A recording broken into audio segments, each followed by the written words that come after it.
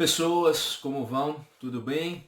Sou o professor Luiz Fernando e estou gravando um vídeo para falar um pouquinho sobre o mito da caverna de Platão. Na verdade, não vai ser só esse vídeo, eu pretendo fazer mais uns 2 ou 3 vídeos focando outros olhares sobre essa história contada por Platão no seu livro A República. Na verdade, o que me motiva, além de logicamente ser uma história bastante importante, ser uma alegoria bastante importante, é pensar sobre uma ideia que um professor meu, na época de mestrado, o professor Newton Aquiles von Zuben, ele havia dito que se um aluno, vamos imaginar que não seja uma graduação de filosofia, se um aluno do ensino médio ou um aluno de uma disciplina de introdução à filosofia na graduação, se ele sair do seu curso de filosofia ou introdução à filosofia sabendo o que Platão quis exatamente dizer com o mito da caverna, de que maneira ele pode ser interpretado, de que maneiras seus elementos se apresentam e pode ser interpretado, já seria um ganho, né? Então uma pessoa que entende o mito da caverna é alguém que entende um pouquinho para onde caminha o desejo da filosofia. Qual é o desejo da filosofia e para onde caminha aquilo que se pensa em ação a partir do pensamento filosófico que se dá a partir dos pensadores ao longo do tempo, né? Então, para quem não conhece o mito da caverna, eu acredito que quem busca esse vídeo já conhece, já tem ouvido falar, ou esteja buscando algo mais, né? Então, quem não conhece o mito da caverna, eu não vou ler a história aqui, ok? Mas está lá bem no início do livro 7º da República, é muito fácil de buscar, e eu vou deixar um link aqui também para quem quiser. Existem várias traduções, várias edições, né, e vai de você buscar qual mais fácil para encontrar, qual aquela que mais responde aos seus anseios, ok? Eu estou usando uma tradução portuguesa da Calouste Gulbenkian, da República de Platão. Então lá no livro 7º da República, Platão vai colocar Sócrates conversando com Glauco e ele vai dizer basicamente o seguinte: havia pessoas que desde sua infância estavam presas em uma caverna, e presas elas estavam amarradas pelo pescoço e pelos pés. E elas conseguiam olhar apenas para o fundo da caverna. Porém, entre elas e a saída da caverna, saída ou entrada, o buraco lá da saída da caverna, havia um muro e depois uma fogueira dentro da caverna ainda. Entre esse muro entre esse muro e a fogueira passavam pessoas conversando e carregando estátuas na cabeça, estátuas de animais, estátuas de deuses e assim por diante. Conforme elas passavam, por conta dessa fogueira, formavam-se sombras no fundo da caverna. E aquelas pessoas acorrentadas conseguiam olhar apenas para o fundo da caverna. Então, considerando-se que elas viveram lá desde sempre, desde a sua infância, elas apenas conheciam sombras. Mas elas não sabiam que eram sombras, porque elas só viram aquilo desde sempre na vida delas. Um dia, imaginemos, Sócrates falando com o Glauco, né? Um dia imaginemos que alguém liberta, alguém é libertado, uma daquelas pessoas é libertada, e ela vai sair daquele lugar dentro da caverna e vai empreender uma subida, uma saída da caverna. Em primeiro lugar, ela sai, ela percebe que aquilo são sombras, ela enxerga a fogueira, mas ainda não está tão fácil de ver, porque ela olhava só para a escuridão. Mas olha, ela percebe que há objetos que são a origem daquelas sombras que se formam no fundo da caverna, e ela começa a escalar uma saída na tentativa de sair da caverna. Saindo, ela se depara com o mundo, que é a origem de tudo aquilo que pode se fazer sombra dentro da caverna, porque se eles carregavam estátuas de animais, é porque existem animais fora da caverna. E aos poucos a pessoa liberta não consegue olhar diretamente para as coisas. Primeiro ela olha para o reflexo das coisas que que estão na água do lago. Depois ela consegue olhar diretamente para as coisas. Depois ela consegue olhar para o céu, mas ainda à noite. Ela enxerga os astros que estão no céu e até por fim ela conseguir enxergar propriamente o sol. Basicamente é essa a ideia do mito da caverna. Essa ideia não, essa é a história. Né? E para encerrar ele diz assim, imagine, Glauco, que essa pessoa que saiu vá voltar para a caverna para tentar libertar aqueles que lá ficaram.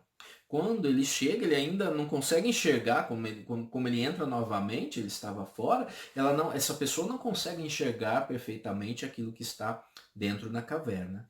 E ela vai libertar aqueles que estão lá e vai dizer, olha, vou soltar vocês, isso aqui é ilusão, isso aqui é sombra e assim por diante. Mas aquelas pessoas que estão habituadas com o fundo da caverna, com o dentro, né, o mundo do dentro da caverna, elas vão dizer, pera um pouquinho, não, você está enganado, você sumiu, ficou doente, voltou mal da cabeça e quer levar a gente para a mesma coisa? Então não.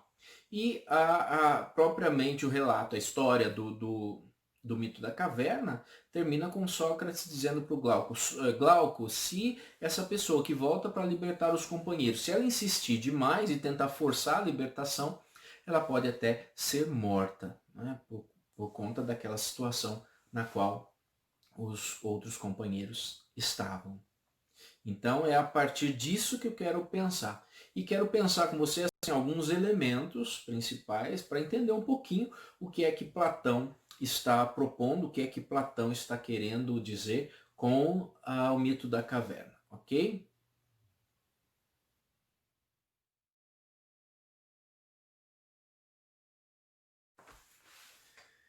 Bom, então vou pegar algumas anotações que eu fiz. Eu vou seguir basicamente aquilo que o próprio texto indica, ok? Então eu vou pegar a ordem do texto e vou elencar algumas ideias importantes. Então é assim, para a gente esmiuçar um pouco aquilo que Platão está propondo, aquilo que ele está dizendo, ok? Falar do mito da caverna é falar de uma história que está num contexto no qual se debate educação. E lá no livro 7º da República, Platão começa dizendo, olha, dizendo pelas palavras do Sócrates, né? Sócrates conversando com o Glauco. Sócrates diz assim para o Glauco, olha Glauco, agora a gente vai, eu vou te contar uma história, mas no fundo a gente ainda está falando sobre educação. Sobre ter e não ter educação. Ou, dependendo da tradução, a formação. Né? Ter ou não ter formação. Então é um pouquinho sobre isso que eu vou falar com vocês. Né? Então, ele estabelece um problema inicial, é a educação. E começando a história, nós podemos pensar o seguinte, ele fala da entrada. Né? Então existe uma caverna com uma entrada que dá para o mundo, e nessa situação, nessa primeira fala dele, quando a gente pensa assim, olha, existe uma caverna com uma entrada. Lógico, se é uma caverna tem uma entrada, não é? Mas qual é a ideia de entrada? O que a gente pode pensar? Existe uma ligação. Então, o mundo que existe na caverna, ele é separado do mundo fora da caverna, mas ele tem uma ligação. Existe uma passagem. Existe uma possibilidade de trânsito entre as duas realidades. Vamos falar mundo da caverna e mundo fora da caverna. Né? Então, existe uma passagem para a luz externa. Mas existe luz dentro da caverna? Existe a luz que vem da fogueira. Não é? Se você se lembra, existe a luz que vem na fogueira. Então, existe uma entrada, existe uma passagem, existe um caminho. Depois disso, ele fala, então, existe uma caverna subterrânea. Quando a gente imagina caverna, pode ser que aquilo que eu esteja dizendo aqui já seja muito comum, mas eu vou pegar nos detalhes mesmo. Né? Vamos tentar fazer um exercício hermenêutico, de pegar o sentido, né, a interpretação que se pode fazer do texto do Platão. Ele fala uma caverna subterrânea. Quando você pensa uma caverna, nós temos ali um mundo fechado. É um ambiente totalmente pronto e terminado. é um ambiente no qual a gente não consegue perceber o mundo como um todo, o mundo em si mesmo, mas a gente consegue perceber só aquilo que está dentro da caverna. Sendo uma caverna subterrânea, daí sim fechada, né, nós podemos pensar que a percepção que se tem da realidade é reduzida. Então, é reduzida pela escuridão da caverna e é reduzida pelo pouco espaço, né? Pela limitação de espaço que se tem dentro da caverna. É o lugar do fechado, é o lugar da escuridão, é o lugar da limitação. Então, a caverna é um lugar pronto, terminado, fixo, e dentro dele o ser humano, essas pessoas que estão amarradas, elas têm um mundo finito, um mundo pronto, um mundo certo. É um mundo de segurança. Então, estando ali dentro, sabendo exatamente o que é essa caverna e conhecendo os seus espaços, eu estou seguro. Vamos imaginar, não é? Você dentro dessa caverna, sabendo cada detalhe dela, você vive nela desde sempre. Imagine que, vamos imaginar, né, apenas assim, você na sua casa, desde que nasceu, preso à sua casa, nunca saiu dela. Você vai conhecer detalhes, você vai estar seguro, sabendo o que existe em cada canto, o que acontece em cada canto da sua casa.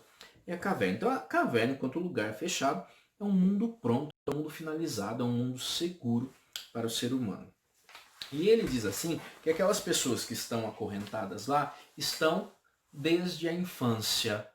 Pensar quando ele diz assim, desde a infância, olha só, é um movimento de tempo, né? É uma passagem de tempo, é um processo. Então, estar preso na caverna é um processo de aprisionar-se, né? Desde a infância. Mas por que essas pessoas, se estão lá desde a infância, já não se libertaram? Sabe aquela historinha do elefante?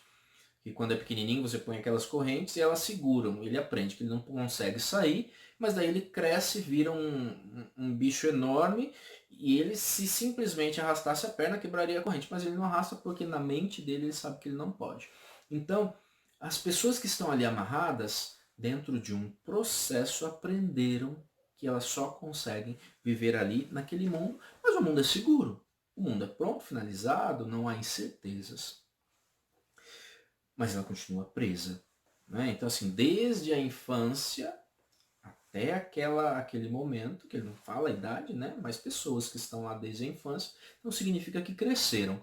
Elas ainda estão presas. Elas podem o quê? Apenas permanecer e ficar de uma determinada maneira. Elas estão acorrentadas pelo pescoço e pelos pés, de uma tal maneira que elas apenas conseguem olhar para o fundo da caverna. Lá no fundo, elas enxergam apenas as sombras. Sombras delas? Não, porque atrás delas há um muro, né?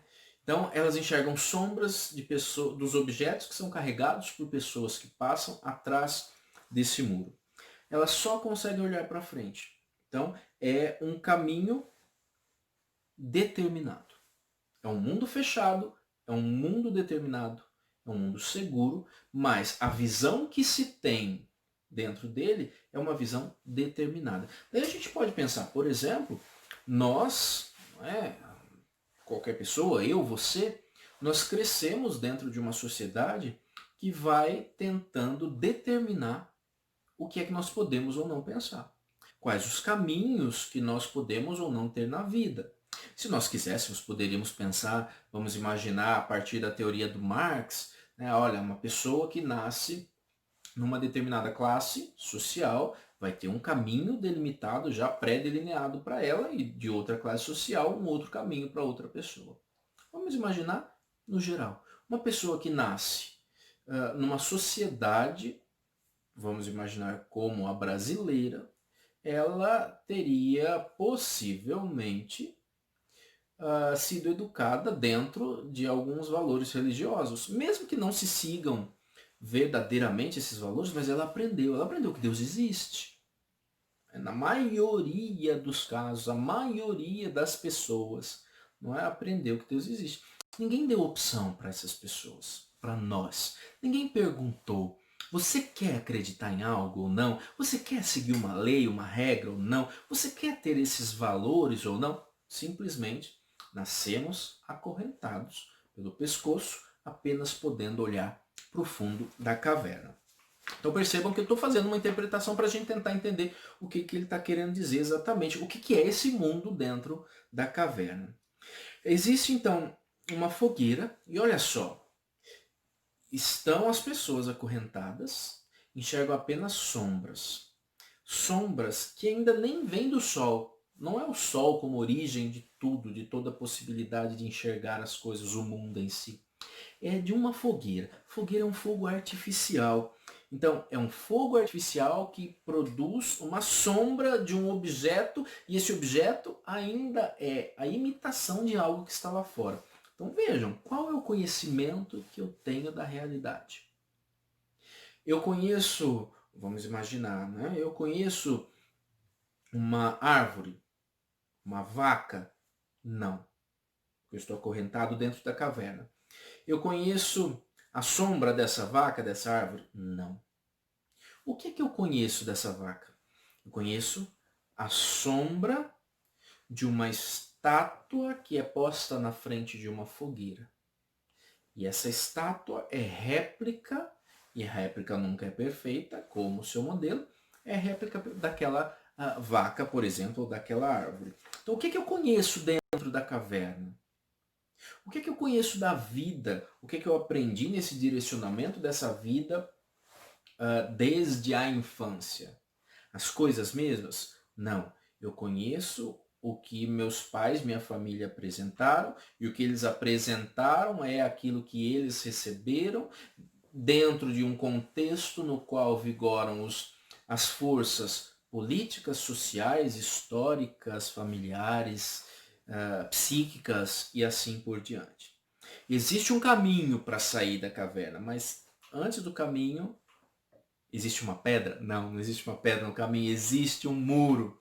Não é? Então, vejam, há toda uma construção do Platão para dizer: nós estamos dentro da caverna em um mundo que tem diferentes artifícios e instrumentos para nos prender lá e para fazer enxergar suas sombras. Imagine você na sua vida. Quais são os instrumentos que existem, sociais, políticos, religiosos e assim por diante, para fazerem você acreditar apenas em determinado elemento, em determinada coisa. A caverna é um lugar que protege aquelas pessoas. Então vamos imaginar uma criança, ela nasceu ali na caverna. É mais seguro para ela viver na caverna ou viver fora, no mundo? A segurança maior vem ali, está ali na caverna. Mas essa criança cresce e adquire outras possibilidades, mas ainda tem que ficar na caverna. Então aquilo que era segurança se torna prisão.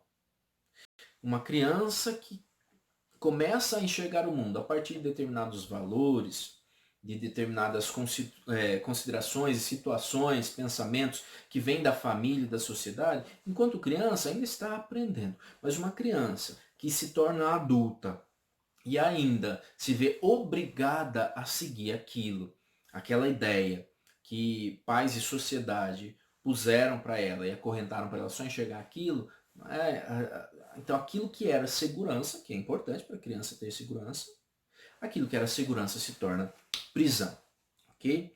Só se conhece a sombra lá na caverna. Nunca conheço a mim mesmo, eu nunca conheço o outro, eu nunca conheço o mundo, né? Eu não conheço a realidade, eu não sei o que é real. Para aquelas pessoas, a sombra é realidade. Quem carregava as estatuetas iam conversando e levando as estatuetas. Se eu apenas enxergo a sombra se move e ouço o som, o eco da caverna, vai fazer com que eu entenda aquela sombra não como sombra, mas como realidade. E quantas coisas nós trazemos desde criança até a idade adulta, pensando, trazendo como realidade conceitos, ideias muito incabíveis e receptíveis pela nossa racionalidade, mas a gente traz porque aprendeu, se acostumou. Quando a pessoa sai, né, imaginando aquela pessoa que foi liberta, de início ela tem uma confusão no enxergar. Ela ainda não consegue enxergar propriamente tudo que está ali na caverna ao seu redor. Aos poucos ela enxerga a fogueira, ela percebe, poxa, aquilo que a gente enxergava, que eu enxergava lá é sombra. Não é? E tem uma fogueira aqui e eu não consigo enxergar direito. No primeiro momento, quando ela sai da escuridão, das sombras e enxerga a fogueira e aquilo que está ao redor da fogueira, aquilo que está ali ao redor ainda está embaralhado e não é nítido. Se ela olhar para as sombras ainda, ela vai pensar, a sombra ainda é mais nítida. Eu acho que a sombra é a realidade. Como assim mais nítida? Porque ela ainda não aprendeu, os olhos dela não se habituaram a enxergar as coisas por meio da luz, nesse momento a luz da fogueira. Os olhos doem, ela começa a sair, subindo, ela vê primeiro o fogo, a fogueira, os objetos ali, e aos poucos vai enxergando o caminho e sai da caverna. Então, Platão fala da dor, né, da experiência da dor. Que dor é essa? É a dor do perceber que aquilo em que se acreditava, e se acreditava ser verdadeiro, não é. Opa, meus papéis estão caindo aqui. Aquilo no que ela acreditava, né? Aquilo em que ela acreditava, ela pensava que era verdadeiro, não é. Isso dói para as pessoas. Perceber que ela estava errada, perceber que ela foi ou enganada, ou às vezes ela nem sente, nem sempre nós nos sentimos assim, é todo um contexto que nos leva. Mas é um sentimento realmente de dor no sentido de eu estava preso. E saindo, então, esse movimento do sair, para sair é preciso força de vontade, preciso muita força, é preciso muita vontade de conhecer o que está além dos limites instituídos. Conhecer o mundo leva a um novo tipo de ação no mundo. Então, para nós modificarmos a nossa ação, nós temos que ter vontade de conhecer algo novo. E se nós somos curiosos para conhecer algo novo, nós temos que enfrentar os riscos de mudar a nossa postura de vida. Então, Platão está falando do que é o fazer filosófico, do que é o educar o ser humano. Ok? Quando a pessoa está presa, quando a pessoa ainda está acorrentada, quando nós ainda estamos presos aos nossos valores, às nossas concepções que trazemos desde a nossa infância, nós entendemos aquilo como algo seguro. Tá, mas eu vou deixar isso aqui, que eu aprendi, e o modo como eu sempre enxerguei a vida, e vou ter o que nas mãos? Na verdade, de início não vai ter nada, mas vai se aprender, vai se escalar. Então é um processo. A saída da caverna é um processo que exige do indivíduo, exige da pessoa uma disposição para enfrentar aquela dor do que vai encontrar pela frente. Né? E diante do real, diante da realidade, né, imaginando a pessoa que saiu da caverna, ela deve ir se habituando com aquilo que é o novo, com aquilo que é a novidade do mundo fora da caverna. Porque quem enxergava apenas sombras, de repente vai enxergar o claro. E o claro faz doer muito mais o olho. Então, de início, ela não consegue olhar para as coisas. Platão, né, Sócrates fala para o Glauco, primeiro ela enxerga apenas o reflexo das coisas na superfície da água. Depois ela olha para as coisas. Depois ela começa a enxergar tudo ao seu redor. Depois ela olha para o céu, mas só quando é noite, porque os olhos conseguem enxergar só aquilo. E ela percebe os astros, até o momento no qual ela vai conseguir enxergar para o céu. Vai conseguir olhar para o céu. durante o dia e vai poder olhar propriamente diretamente para o sol. Né? Então ela vai reconhecer. Então o Platão vai falar de um habituar-se. Então nós, quando saímos da caverna, nós passamos por um processo de dor, de aprendizagem para nos habituarmos a enxergar as coisas que vão aparecer. Ah, mas eu tenho que enxergar essas coisas? Partindo da ideia de Platão, do mito da caverna, nós vamos enxergar aquilo que é real. E enxergar o real é situação de dor para o ser humano, porque ele acreditava na fantasia, né? Ele acreditava naquilo que acontecia dentro da caverna. E é bastante interessante, lá no 516c, ele diz assim, a pessoa quando sai da caverna se alegra, ao perceber que ela se libertou e sente que aquele mundo do dentro da caverna, então, era um mundo falso, era um mundo irreal. Mas daí ela pensa assim, mas lá na caverna nós tínhamos um jogo, uma competição, nós tínhamos honrarias, né? Até o Sócrates diz para o Glauco, eles até brincavam de adivinhar qual sombra viria depois, ou que coisa viria depois, e ver quem ganhava e coisa e tal, e quem ganhava o prêmio, a honraria, né, de ter acertado e assim por diante, a honra, né? O Sócrates disse para o Glauco, mas essa pessoa que se liberta, quando ela percebe as sombras, o que são sombras dentro da caverna, ela prefere deixar as honrarias, porque é melhor conhecer o mundo, conhecer a realidade que é apresentada propriamente pelo sol. É melhor não ter aquelas honrarias, mas conhecer a realidade. Daí a gente pode pensar naquela velha ideia muito conhecida de todos, né? Você prefere viver numa feliz ilusão ou numa concreta realidade que pode doer, pode incomodar, pode ser algo que vai cutucando e provocando? Sócrates diz para o Glauco, possivelmente essa pessoa vai optar por conhecer a realidade. Ainda que doa, é a realidade. Melhor sofrer o real que viver feliz em uma ilusão. E daí Sócrates vai dizer para o Glauco, olha, mas essa pessoa que saiu, depois ela vai voltar.